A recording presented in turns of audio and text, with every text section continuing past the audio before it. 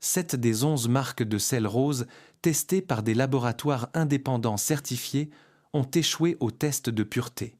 Cette couleur rose, que vous payez au prix fort, de l'oxyde de fer industriel, le même pigment utilisé dans l'industrie minière.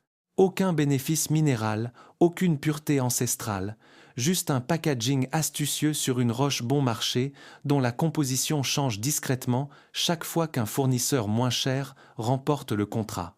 Pendant 2 ans, ces données de laboratoire sont restées publiques dans les registres officiels pendant que les influenceurs, bien, être, continuaient de promouvoir les marques mêmes qui avaient échoué. Les marques, possédant des certificats d'analyse vérifiés, utilisent un protocole de récolte que le reste de l'industrie juge trop coûteux pour s'en préoccuper. Dans 15 minutes, les 7 marques à retirer de vos étagères et les 4 qui ont réellement passé les tests. Numéro 7. Les marques de distributeurs gourmets. Que ce soit les gammes sélection ou bio, des grandes enseignes comme Carrefour, Leclerc, Monoprix Gourmet ou même les produits type Trader Joe's. L'emballage vous promet quelque chose de rare.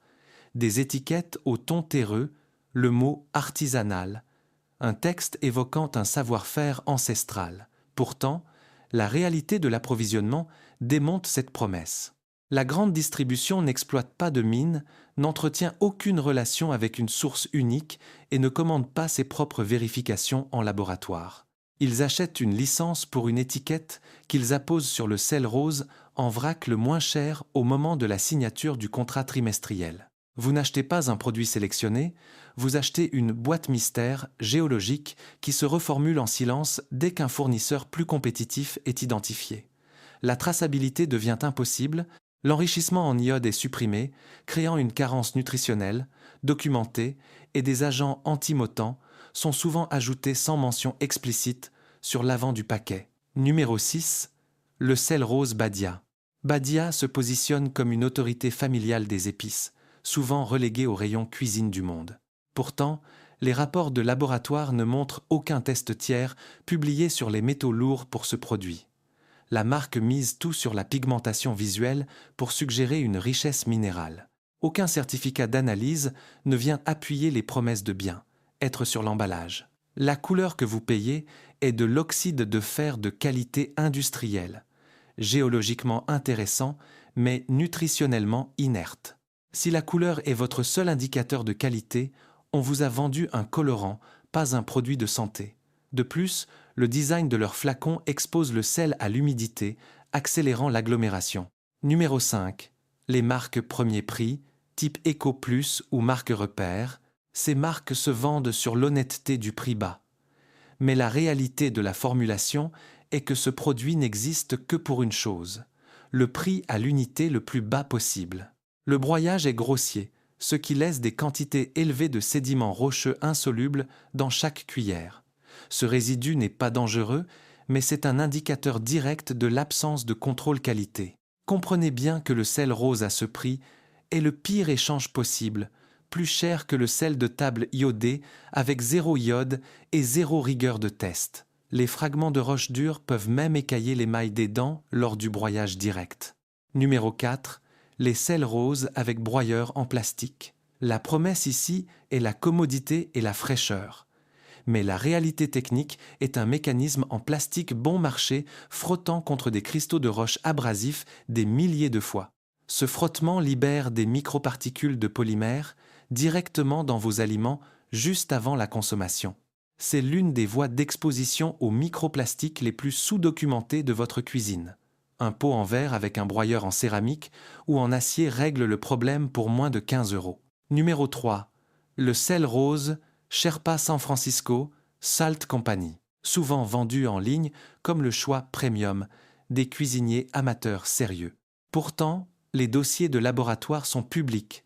Les données révèlent du plomb, du cadmium, du mercure et de l'arsenic mesurable dans des échantillons de 2024. Bien que les niveaux restent sous les seuils d'alerte fédéraux, tout l'intérêt de payer un prix premium est d'acheter un produit vérifié comme étant plus propre. Les documents prouvent que même dans le haut de gamme, le sel de mine accumule ce que toute roche extraite du sol accumule. Numéro 2. Le sel rose McCormick ou Ducros en France. C'est l'autorité institutionnelle des épices, la marque de confiance des cuisines françaises et européennes. Pourtant, face aux questions de laboratoire, la documentation est absente. La marque ne publie pas de certificat d'analyse par l'eau pour les métaux lourds de son sel rose de l'Himalaya. Vous payez une prime pour la notoriété de la marque sur un sel provenant de la même chaîne d'approvisionnement du Pendjab que les marques économiques. La réputation institutionnelle n'ajoute aucune transparence analytique au contenu du pot. Numéro 1. Kirkland Signature, Costco. Kirkland se présente comme le standard de pureté des clubs entrepôts. Cependant, la réalité de l'approvisionnement chez Costco repose sur des contrats de fournisseurs tournants. Le sel rose dans votre moulin cette année peut ne pas provenir de la même mine, ni de la même région géologique que celui de l'année dernière. Costco ne publie pas de panneaux de métaux lourds par l'eau. Le sel est sourcé pour son coût unitaire et sa consistance visuelle, pas pour sa pureté vérifiée en laboratoire. 3 tests simples à faire chez vous. Avant de passer aux 4 marques recommandées, voici 3 vérifications rapides. Le test de vérification: inspectez l'arrière du contenant. Cherchez un QR code ou un numéro de lot lié à un certificat d'analyse tiers récent couvrant le plomb, le cadmium, le mercure et l'arsenic. Si ce document est absent ou vague, la marque vous vend un emballage, pas de la pureté. Le test du broyeur: si le mécanisme est en plastique, ne l'achetez pas. Le plastique frottant contre le sel rejette des microparticules dans votre assiette. Préférez la céramique ou l'inox. Le test de consommation: lisez l'allégation minérale à l'avant. Si la marque promet 84 minutero, faites le calcul. Les concentrations sont si faibles qu'il faudrait consommer entre 7 et 100 cuillères à café de sel par jour pour obtenir un apport nutritionnel significatif. C'est une dose de sodium mortel. Les marques parient sur votre faible consommation pour justifier la charge en métaux lourds présente dans leur chaîne d'approvisionnement. Le moment de vérité. Existe-t-il un sel sûr? Aucun sel sur Terre n'affiche un score de 0 pour tous les métaux lourds. La croûte terrestre contient naturellement du plomb et de l'arsenic. La différence ne réside pas dans l'existence de la contamination, mais dans le fait que la marque commande des tests indépendants, publie les résultats et laisse le consommateur vérifier les chiffres. Voici les 4 marques qui ont fait ce choix. Numéro 4. Baja Gold Sea Salt. Récolté par évaporation naturelle au soleil dans la mer de Cortés. Le protocole n'utilise que le soleil et le vent.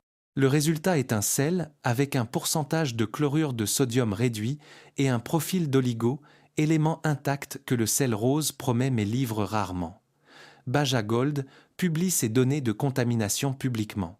Numéro 3. Le sel marin Maldon.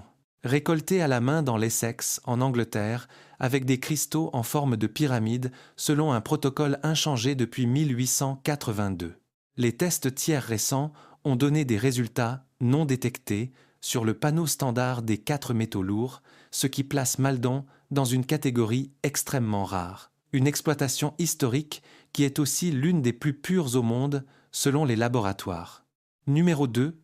Diamond Crystal Kosher Salt. C'est la surprise diagnostique. Ce n'est pas un produit bien-être, il n'est pas rose et il coûte peu cher. C'est le sel que les chefs professionnels utilisent partout. Lorsqu'un laboratoire indépendant a testé ce produit, les données ont révélé des résultats non détectés sur tout le spectre des métaux lourds. Pas besoin de marketing romantique quand les données parlent d'elles-mêmes. Numéro 1. Jacobsen Salt Co. Récolté dans la baie de Netar sur la côte de l'Oregon.